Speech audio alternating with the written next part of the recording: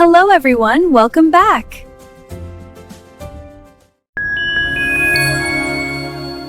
அஸ்ஸலாமு அலைக்கும். எல்லாம் எப்படி இருக்கீங்க? இறைவன் கிருபையால எல்லாம் நல்லா இருப்பீங்கன்னு நம்புறேன். இன்னைக்கு நாம பார்க்க போறது ஒரு பாரம்பரிய ஸ்வீட். ஆமாங்க, அதுதான் வட்டிலப்பம். இஃப்டார் நேரத்துல இத செஞ்சு அசத்துங்க. ரொம்பவே சிம்பிளான பொருட்களை வச்சு எப்படி சுவையா செய்யலான்னு பார்க்கலாம் வாங்க. முதல்ல சத்து நிறைந்த பாதாம், பிஸ்தா மற்றும் முந்திரி ஒவ்வொன்னும் 7 எடுத்துக்கோங்க. இத நல்லா 15-20 நிமிடம் ஊற வச்சுக்கலாம். இப்ப ஊற வச்ச பாதாம், பிஸ்தா தோலை நீக்கிடுங்க.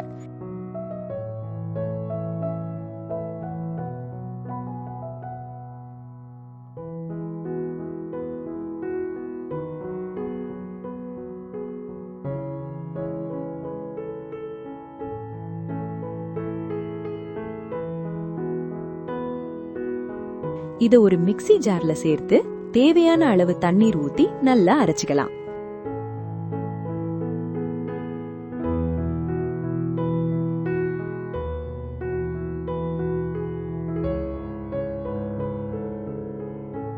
அடுத்து ஒரு மிக்ஸி ஜார்ல இனிப்புக்கு 1 கப் சீனி, ஜீரணத்திற்கு ரொம்பவே உதவியா இருக்கக்கூடிய 1/2 டீஸ்பூன் பெருஞ்சீரகம் மற்றும் வாசனைக்கு 4 ஏலக்காய் சேர்த்து அரைச்சுக்கலாம்.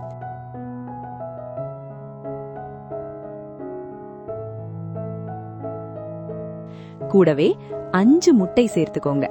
முக்கியமான விஷயம், கெட்டியான தேங்காயின் முதல் பால் 1 கப். இதுதான் வட்டலப்பத்துக்கு அந்த கிரீமி பதத்தை கொடுக்கும். இதையும் சேர்த்து நல்லா அடிச்சுக்கலாம். இப்போ இந்த கலவைய வடிகட்டி எடுத்துக்கலாம்.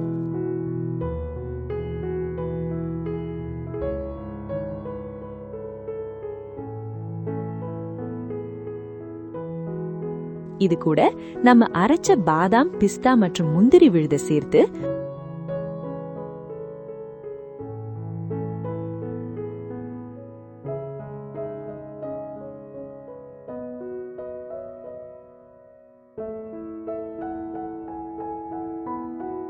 கூடவே 2 டீஸ்பூன் நெய் சேர்த்து நல்லா கலந்துக்கலாம்.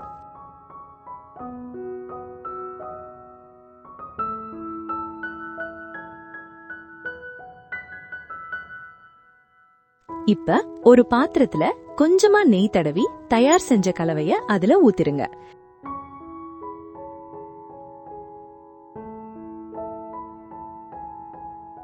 இந்த வீடியோ பிடிச்சிருந்தா லைக் பண்ணுங்க, உங்க நண்பர்களுக்கு ஷேர் பண்ணுங்க, சேனலை சப்ஸ்கிரைப் பண்ண மறக்காதீங்க.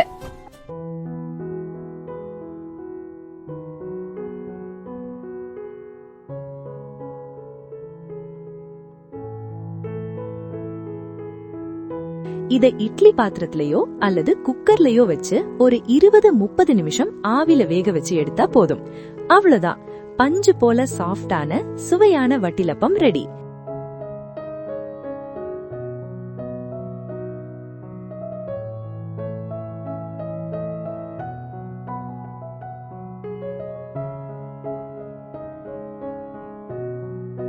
இத வெளியே எடுத்து சிறிது நேரம் ஆறவிடுங்கள். பின்னர் துண்டுகளாக வெட்டி பரிமாறலாம்.